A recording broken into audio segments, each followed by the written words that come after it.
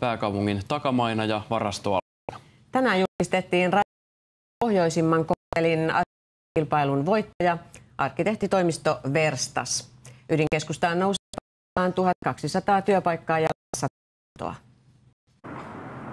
Tässä on moni toivesijainti aivan radan Helsingin ydinkeskustassa ja vielä rannalla puistoa.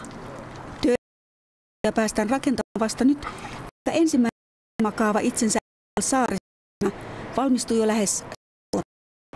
Kyse on siitä, että alue on nyt vapautunut ratamiehille, kun ratapiha on poistunut, satamarata. Viimeisenä kesänä poistuu autolasta asema. Vuoden 2002 kaava toteutuu Huhdilla. Eläkevakuutusyhtiö Etera omistaa ja rakennuttaa 3 toimisto- ja asuintaloa. Yhteensä ne maksavat suunnilleen saman verran kuin Musiikkitalo 1. 100 miljoonaa euroa. Alma Medialle vuokrattu talo on UPM omistama. Molemmissa toimistoilla asuntoa. Rautatieasemaapuriksi tulee vain toimistoja. Toimistotalon tekijät julkistettiin tänään. Rakennuksessa erityisesti nautin tästä hienosta sijainnista Töölönlahden puiston äärellä. Sen hyvän kaupunkiratkaisu perustuu siihen, että siinä on suhteet ja laadukkaat materiaalit syntyy sellainen aikaa kestävä ratkaisu. Ensi kuussa alkaa kirjaston suunnittelu.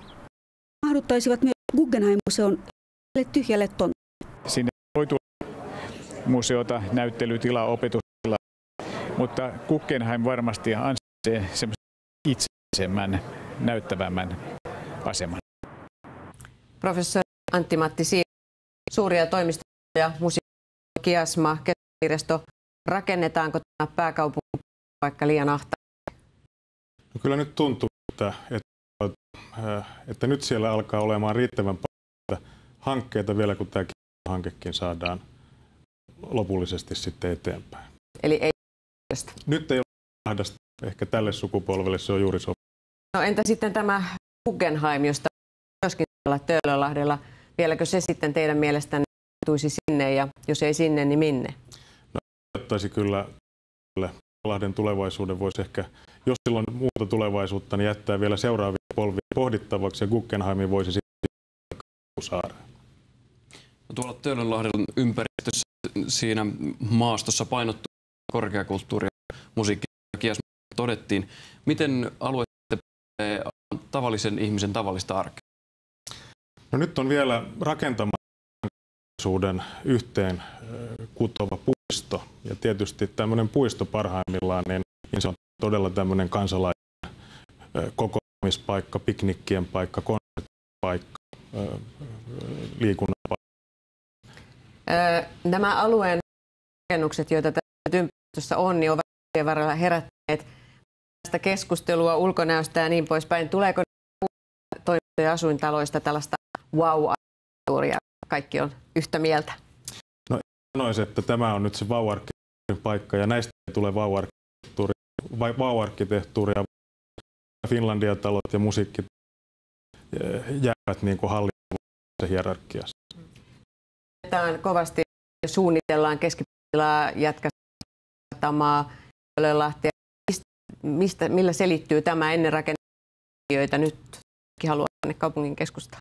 No ennen aikanaan satamat ja ratapihat rakennettiin kaupungin reunoille ja laidoille, on kasvanut näiden alueiden ja ympäri. Ja nyt on ollut pakko sitten satamat ja junapuolelle, kuten esimerkiksi satama ja sitten nämä alueet on täydennysrakentamiselle saadaan uusia kaupungin osia Helsinkiin.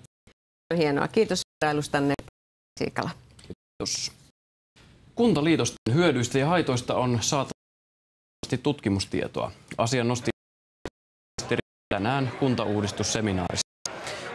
Kuntaliitosten eduja ja vaikeuksia olisivat tarpeen hallituksen ajan kuntauudistuksen edessä. Osa kunnista myös suhtautuvat kuntauudistukseen varsin varauksella.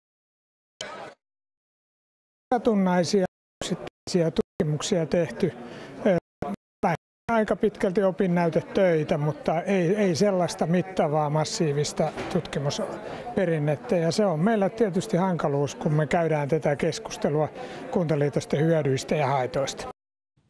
Urheilu